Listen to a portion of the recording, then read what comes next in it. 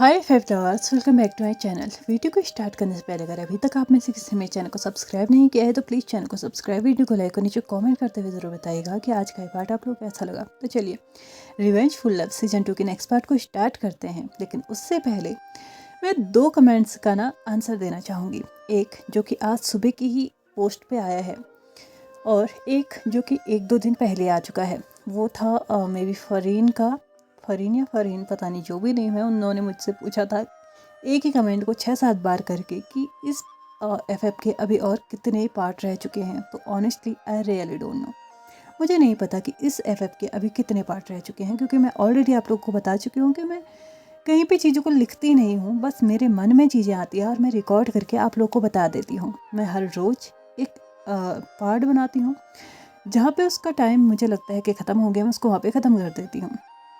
तो मुझे नहीं पता कि इसके अभी और कितने पार्ट बनेंगे। अगर मैं गिनने भी बैठूँ ना तो भी मेरी काउंटिंग बहुत इधर उधर हो जाती है, तो मैं एग्जैक्ट बता भी नहीं सकती। लेकिन हाँ, मैं ये ज़रूर कह सकती हूँ कि अब यहाँ से एक ओरिजिनल स्टोरी, जहाँ पे हद से ज़्यादा पेन बहुत ज़्यादा है, तो ये यहाँ से स्टार्ट होने वाली है। उसके बाद एंडिंग जो कि हमेशा ही हैप्पी होती है। तो आप लोग समझ जाइए कि अभी स्टोरी बहुत ज़्यादा बाकी है। दूसरा, किसी ने आज सुबह कमेंट किया था, उनका नाम मुझे याद नहीं है, कि मैडम यू की एक्चुअल में गलती है और लैन वांगजी की भी। मुझे समझ में नहीं आता। देखिए, अगर हम नॉर्मल चीज़ों को देखें ना, अगर नॉर्मली जो हमारे समाज में चलती हैं, तो यहाँ पे भी अगर हम देखें ना, तो एक पावरफुल इंसान के नीचे ना हर कोई दब ही जाता है, चाहे वो इंसान कितना भी सच्चा क्यों ना हो, कुछ भी क्यों ना हो जाए। जो डिसीजन उस वक्त मैडम यू ने विंग के लिए लिया था ना, वो डिसीज़न मेरे हिसाब से एकदम सही था, एकदम सही है। भले ही विंग को सच्चाई पता हो या ना हो, जो भी हो, लेकिन फिर भी वो डिसीज़न एकदम सही था। अगर बाय एनी चांस विंग की एक्चुअल फैमिली विंग के लिए डिसीजन लेती, विंग को ऐसा कुछ कहती, तो क्या विंग तब भी अपनी फैमिली के अगेंस्ट जाके उनको इतना बड़ा धोखा दे देता? एक्चुअल में डिफरेंसेस जो हुआ था वो विंग के एंड से हुआ था। विंग था जिसने किया था कि अपनी फैमिली, मतलब उसने मैडम यू या फिर यंग फैमिली को अपना कभी माना ही नहीं, इसीलिए तो उनकी रेपुटेशन को तक उसने दांव पे लगा दिया। और लैन वांगजी, मुझे यही समझ में नहीं आता कि उसने कहाँ पे क्या चीज़ें छुपाई हैं। और अभी तो हमने ये जाना ही नहीं कि विंग के जाने के बाद लैन वांगजी के साथ क्या कुछ हुआ है, लैन वांगजी ने क्या कुछ सहा है, ये हमने जाना ही नहीं है। हमने बस ये देखा है कि अभी तक की लाइफ में मैडम यू ने क्यों किया, विंग ने क्यों किया, लेकिन हम लोग ये नहीं जानते कि एक्चुअल में उसका इफ़ेक्ट सबसे ज़्यादा किसकी लाइफ पे पड़ा। और लैन वांगजी को भी उन्होंने डायरेक्टली बोल दिया कि लैन वांगजी ने भी गलत किया है, सच छुपाया है। लैन वांगजी खुद आज तक सच नहीं जानता है, तो वो कौन से सच को छुपाएगा। उसे जितना पता था उसने वहाँ पे बता दिया। विंग ने वहाँ पे गलती की थी, विंग ने अटैक किया था, वही उसने बोला था कि हाँ विंग ने अटैक किया था। उससे ज़्यादा बोलने का मौका उसको दिया ही नहीं गया, तो वो कैसे बोल देगा? ज़बरदस्ती मैडम यू के सामने वो बातों को रख तो नहीं देता ना। ऑफकोर्स सी बात है कि इंसान अपने सामने अपने बड़ों का इतना लिहाज तो करता ही होगा ना, कि जब तक बड़े उसको बोलने का मौका न दे वो तब तक ना बोले। अगर सामने वाला बोल रहा है फिर भी तुम बस बोले ही जाओगे, तो ये कहाँ के मैनर्स हैं यार।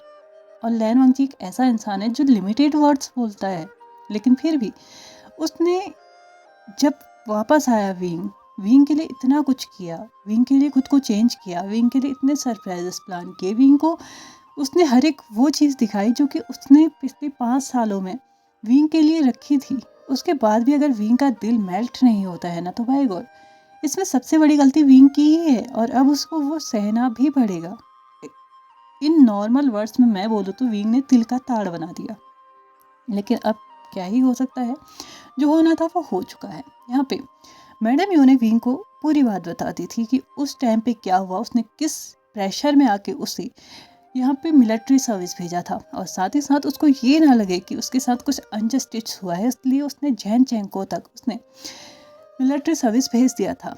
हालांकि जैन चेंको को थोड़ी बहुत फैसिलिटीज़ वहाँ पे मिली थी, फ़ोन करने का यहाँ पे उसको अलाउ किया गया था, विंग को नहीं किया गया था, क्योंकि विंग कहीं ना कहीं से कुछ ना कुछ करके ना यहाँ की सारी सिचुएशन पता लगा लेता। और अगर उसे पता लग जाता कि यहाँ पे वेंस उसके खिलाफ मैडम यू को धमकी दे रहे हैं या फिर कुछ भी, तो वो ऑफकोर्स सी बात है वेंस के खिलाफ ज़रूर जाता। वो ज़रूर इस बात की कोशिश करता कि वेंस को ना वो सबके सामने एक्सपोज करे, जो कि हर हालत में नामुमकिन था।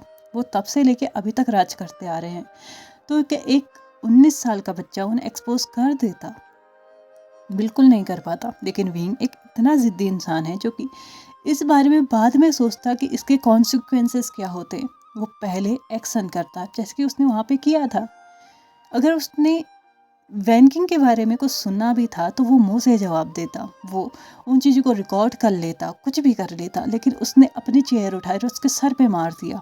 देखा जाए तो वो अटेम्प्ट टू मर्डर केस यहाँ पे विंग के ऊपर बिना किसी सवाल जवाब के हो सकता था।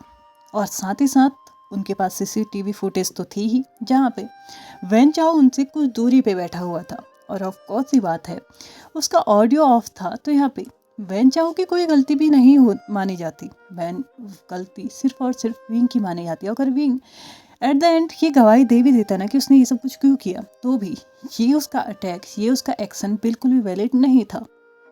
इसलिए विंग के सर्टिफिकेट्स का मतलब रद्द हो जाना तो यहाँ पे पूरी तरीके से लाजमी था। मैडम व्यू ने सिर्फ अपने बेटे के करियर को, अपने बच्चों के करियर को बचाने के लिए उसके लाइफ के सिर्फ 2 साल उसको मिलिट्री सर्विस भेज दिया।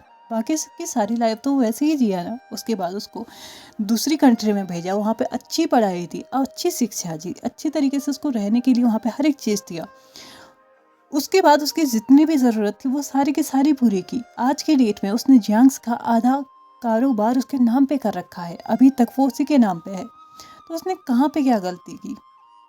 यहाँ पे मैडम यू जो कि काउच पे बैठ चुकी थी, उसने विंग की तरफ देखते हुए बोला, मुझे कोई फ़र्क नहीं पड़ता था अगर तुमने सिर्फ जियांग्स की रेपुटेशन को बिगाड़ा होता, लेकिन तुम्हें जान के बहुत हैरानी होगी कि तुमने एक नहीं, दो नहीं, लगभग इतने लोगों की ज़िंदगी बर्बाद कर दी है जितनों की तुम सोच भी नहीं सकते। तुम्हें क्या लगता है कि हमें आज तक नहीं पता है कि वे संग तुम्हारे पास है, वो तुम्हारा साथ दे रहा है? चलो ठीक है, बाकियों की तुम मानती हो, लेकिन उस इंसान की क्या गलती है? वो अपने घर वापस क्यों नहीं आ सकता? क्योंकि तुम्हारी वजह से जैन चेंग और लैन सीचेन को शादी करनी पड़ी तुम्हारी वजह से। मेंग्याओ और लैन वंगजी को शादी करनी पड़ी तुम्हारी वजह से। उन दोनों के बच्चे सफ़र कर रहे हैं तुम्हारी वजह से, और तुम खुद सफ़र कर रहे हो सिर्फ तुम्हारी वजह से। जियांग्स की रेपुटेशन गिर गई तुम्हारी वजह से।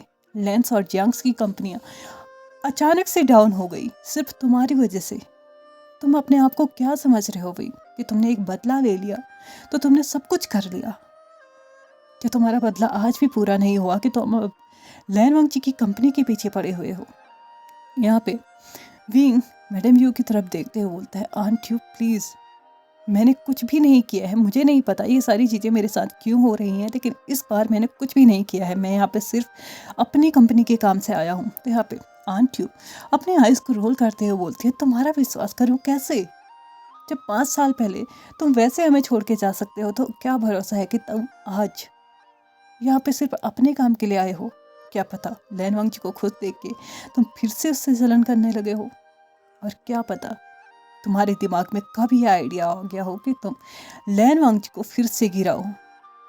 देखो विंग, गलती हो जाना एक अलग बात है, लेकिन बार बार एक ही गलती को दोहराना बहुत गलत बात है। कहीं ऐसा ना हो कि आने वाले टाइम पे तुम्हें पछतावे का भी टाइम ना मिले, तुम्हारे पास पछतावा करने के लिए भी कुछ ना बचे। तुम मेरे बेटे हो, मेरी लाइफ में, मेरे घर में, मेरी फैमिली में तुम्हारा जब चाहो तब स्वागत है, लेकिन एक बेटे बन के आना। एक ऐसा इंसान बन के मत आना जिसके दिल में सिर्फ और सिर्फ बदले की भावना हो। अगर ऐसा इंसान बन के आए ना भी, तो सच कह रही हूँ, उस दिन से तुम मेरे लिए और मैं तुम्हारे लिए मर गई, तुम ये समझ देना। आंटी यू के आंखों में आंसू थे, साथ ही साथ उसने अपनी बात को कंप्लीट किया। बिना विंग को मौका दिए वो यहाँ से चला गया। विंग को यहाँ पे जब पता चला कि 11 साल पहले क्या हुआ था, उसे अभी भी बहुत ज़्यादा गुस्सा आ रहा था, लेकिन एक्चुअल गुस्सा उसे वेंस पे आ रहा था। इतनी घटिया हरकत करने के बावजूद भी वो कैसे किसी और को प्रेशराइज कर सकते हैं, कैसे किसी और को बर्बाद करने की कोशिश कर सकते हैं, कैसे वो मेरी ज़िंदगी के साथ खेलने की कोशिश कर सकते हैं, और कैसे वो अपनी हुकूमत आज तक चला सकते हैं। लेकिन विंग भी अच्छे से जानता है कि उनके अगेंस्ट सच में वो कुछ भी नहीं कर सकता। वो करना चाहे ना तो भी 11 साल पहले के केस को खोलना मतलब अपने ही पैरों पे कुल्हाड़ी मार लेना, क्योंकि अभी तक तो सीसीटीवी कैमरा का फुटेज भी कहीं धूल में मिट चुका होगा। ऑफ कोर्स सी बात है, 11 साल पहले की चीज़ें इतनी इजीली कौन रख लेगा, और अगर रखा भी होगा तो भी मैडम यू ने ऑलरेडी बता दिया है कि वो उसमें ऑडियो ऑफ था। तो ऑफ कोर्स सी बात है, यहाँ पे बहुत इजी होगा ये साबित करना कि पूरी की पूरी गलती विंग की थी। विंग अपने घर के काउच पे बैठे बैठे ये सोच रहा था कि क्या सच में उसने एक ऐसी चीज के लिए बदला लिया है जिसमें गलती कभी किसी की थी ही नहीं। क्या सच में उसके 5 साल पहले की गई गलती की सजा उसे इस तरीके से मिलेगी कि अब उस पर कोई विश्वास ही नहीं करना चाहता। लैन वांग की कंपनी में जो कुछ भी हो रहा है उसमें विंग का कहीं से कहीं तक कोई हाथ नहीं है, लेकिन लैन वांग जी ने डायरेक्टली उसी को इस चीज का ब्लेम दे दिया। क्या सच में मतलब जो कुछ भी हुआ वो गलत हुआ था? क्या उसमें पूरी गलती मेरी थी? यहाँ पे विंग को कुछ भी समझ में नहीं आ रहा था कि वो क्या करे, लेकिन हाँ वो एक चीज़ ज़रूर जानता था कि लैन वांग जी की कंपनी में होने वाली चीज़ उसने तो नहीं की है। इसका मतलब है कि कोई तो है जो इस बीच उस चीज़ का फ़ायदा उठा रहा है जो कि 5 साल पहले हो चुकी है। यहाँ पे विंग लगभग 2 दिनों तक यही सोचते रहा कि आखिरकार वो ऐसा क्या करे जिससे वो ये साबित करे कि यहाँ पे लैन वांग जी की कंपनी में हुई हुई चीज़ उसने नहीं की है। बट उसके पास कोई भी चॉइस कुछ भी नहीं था, कोई भी ऐसा रास्ता नहीं था जिससे वो ये साबित कर सके कि लैन वांग जी की कंपनी में जो कुछ भी हुआ है ना उसमें उसका इन्वॉल्वमेंट बिल्कुल भी नहीं है, और सच में उसका था भी नहीं। वो कभी भी चाइना वापस इस वजह से आया ही नहीं था कि वो लैन वांग जी को देखना चाहता था, लैन वांग जी की स्थिति को देखना चाहता था, उसकी लाइफ में क्या चल रहा है क्या नहीं चल रहा है इसमें वो बिल्कुल भी इंटरेस्टेड नहीं था। लेकिन हाँ एक चीज़ तो विंग भी एग्री कर रहा था कि उसे बहुत बड़ा धक्का लगा था जब उसे ये पता चला था कि मेंग्याओ के साथ लैन वांग जी की शादी हो चुकी है और अब उनका 4 साल का बेटा भी है। ये सारी चीज़ें ना विंग के लिए बहुत ज़्यादा शॉकिंग भी थी। कहीं ना कहीं उस चीज़ से उसको इफ़ेक्ट भी हुआ था। वो कहीं ना कहीं इस चीज़ को एक्सेप्ट करने के लिए तैयार नहीं था, क्योंकि उसके अकॉर्डिंग वो भी तो लैन वांग जी का वेट कर ही रहा था ना। बट अब लैन वांग जी जब मूव ऑन कर चुका है तो अब लैन वांग जी की लाइफ में उसका इंटरफेरेंस बिल्कुल भी ना ही हो तो ही अच्छा है। विंग भी अपनी लाइफ अच्छे से जी रहा है तो वो अब किसी और की लाइफ में क्यों ही दखल देगा। लेकिन अब अगर उसकी वजह से लैन वांग जी की लाइफ में दखल हो रहा है तो वो कैसे हो रहा है ये जानना विंग को बहुत ज़रूरी था। 2 दिन विंग अपने मिस्टर वांग की कंपनी में भी नहीं गया, लैन वांग की कंपनी में भी नहीं गया, और उसने खुद से घर में भी कोई काम नहीं किया। वेजांग का भी कॉल आ रहा था, उसने उसको भी रिसीव नहीं किया, क्योंकि उसके दिमाग में बस ये चल रहा था कि आखिरकार ये सब कुछ हुआ कैसे। उसके पास अब और कुछ नहीं बच चुका था। उसके पास सबसे पहले यही जानने का रास्ता रह चुका था कि वो ये जाने कि 5 साल पहले उसके जाने के बाद यहाँ पे क्या क्या हुआ। उसने अपने फ़ोन को लिया और अपने फ़ोन की कॉलिंग लिस्ट से उसने एक नंबर को चूज़ किया, उसके बाद डायल किया। यहाँ पे 2 रिंग गई हुई थी कि सामने वाले इंसान ने कॉल रिसीव कर लिया था। विंग के लिए ये चीज़ अनएक्सपेक्टेड थी। उसे लगा नहीं था कि सामने वाला इंसान उसका कॉल रिसीव करेगा, लेकिन विंग को लगा कि शायद हो सकता है कि मेरा नंबर उसके पास ना हो, इसलिए उसने ये कॉल रिसीव कर लिया है। तो यहाँ पे विंग हेलो बोलता है, उसी टाइम सामने से जवाब आता है, हाँ विंग बोलो, क्या बोलना है तुम्हें। तो यहाँ पे विंग और भी ज़्यादा शॉक्ड हो चुका था कि सामने वाला इंसान उसका मतलब ये तक जानता है कि ये नंबर मेरा है। ऑफ कोर्स विंग ने अपना नंबर चेंज कर लिया था यहाँ से अमेरिका जाने के बाद। उसने उस नंबर को यूज़ नहीं किया था जो कि यहाँ पे था, लेकिन अभी भी अगर उस नंबर को जानता है तो मतलब कहीं ना कहीं इन 5 सालों की पूरी खबर उस इंसान के पास थी। उसने दबे हुए आवाज़ में बोला, क्या तुम मुझसे मिल सकते हो। तो यहाँ पे सामने से आवाज़ आई, क्यों। तो यहाँ पे विंग रिप्लाई करता है, बस ऐसे ही, क्या एक बार हम दोनों मिल सकते हैं। सामने से आवाज़ आई, ओके ठीक है, मैं तुम्हारे घर पे आधे घंटे में मिल रहा हूँ। ऐसा कहते हुए सामने वाले इंसान ने कॉल कट कर दिया। विंग ने फ़ोन को सामने रख लिया। वो अब इम्पेशेंटली उस इंसान के आने का इंतज़ार कर रहा था। आधे घंटे के बाद फाइनली विंग के घर की डोर बेल नॉक होती है और यहाँ पे विंग जाके अपने डोर को ओपन करता है। जैसे ही उसने सामने देखा तो एक अनॉयड फेस के साथ जैन चैंग खड़ा था। उसने विंग से पूछा, क्या काम था तुम्हें? तो यहाँ पे विंग बोलता है, अंदर आओ, उसके बाद बात करते हैं। जैन चैंग विंग को कम्प्लीटली इग्नोर करते हुए डायरेक्टली विंग के काउच में जाके बैठ चुका था। विंग को लगा था कि शायद 5 साल के बाद मिल रहे हैं तो शायद जैन चैंग थोड़ा सा एक्साइटेड होगा या फिर उस पर गुस्सा हो रहा होगा। क्या पता मैडम यू की तरफ कल वो भी थप्पड़ जड़ दे। मतलब 2 दिन पहले जिस तरह मैडम यू आए थे वैसे ही आके वो भी डायरेक्टली अटैक ही कर दे या फिर खुशी के मारे वो उसको गले लगा ले। लेकिन ऐसा कुछ भी नहीं हुआ। जैन चैंग ने अपने रास्ते को अपने काउच तक पहुंचाया। वहाँ पे जाके वो बैठ गया। विंग उसके पीछे पीछे जाके काउच में उसके सामने बैठ चुका था। जैन चैंग विंग के सामने जब अपने आप को देख लेता है तो विंग से बोलता है, जल्दी से बताओ तुम्हें क्या बात करनी है। मेरा बच्चा अकेला है, मुझे जल्दी से घर भी लौटना है। तो यहाँ पे विंग अपने कदमों को अपने किचन की तरफ बढ़ाता है। वहाँ से 2 कप कॉफ़ी लेके आता है और लैन वंग जी को विंग जैन चैंग को देते हुए बोलता है, पहले कॉफ़ी भी ले। तो यहाँ पे जैन चैंग आइज रोल करते हुए अपने हाथ में उस कॉफ़ी कप को ले भी लेता है और सिप भी लेने लगता है। और यहाँ पे वो विंग से बोलता है, प्लीज़ जल्दी बात करो, मुझे घर जाना है, मेरा बच्चा मेरे बिना नहीं रहता है। तो यहाँ पे विंग अपनी नज़रों को नीचे किए हुए जैन चैंग से क्वेश्चन करता है, क्या तुम मुझे बता पाओगे कि मेरे जाने के बाद यहाँ पे क्या हुआ था? जैन चैंग विंग की तरफ हंसते हुए बोलता है, तुम्हें ये जानना है कि तुम्हारे जाने के बाद यहाँ पे क्या हुआ? क्या ताकि तुम्हें ये लग सके कि एक्चुअल में तुमने अपना बदला ले लिया? वैसे एक्चुअल में तुम्हें ये जानना चाहिए ताकि तुम्हें ये तो पता चले कि तुमने जो किया उसका कितना असर हुआ।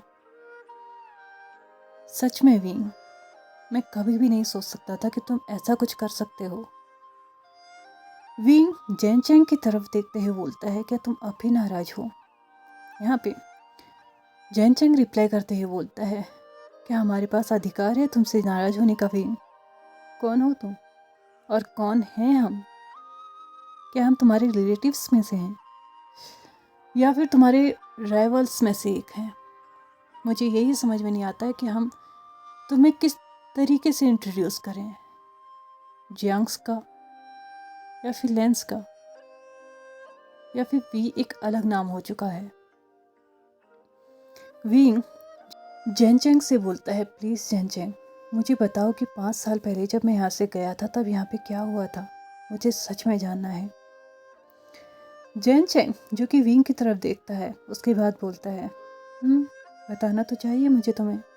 आखिरकार तुम्हारा सबसे पहला राइट बनता है ये जानने का कि तुम्हारे जाने के बाद हम सबके साथ क्या हुआ। यहाँ से एक फ्लैशबैक स्टार्ट फिर से होता है, लेकिन वो मैं बताऊंगी कल, क्योंकि अभी मेरा टाइम हो चुका है इस पार्ट को यहीं पे ख़त्म करने का। तो चलिए फ्रेंड्स, आज के इस पार्ट को हम यहीं पे ख़त्म करते हैं। वीडियो पसंद आया तो please like share subscribe and comment करते हुए जाइएगा। Thank you so much for watching my video and bye bye.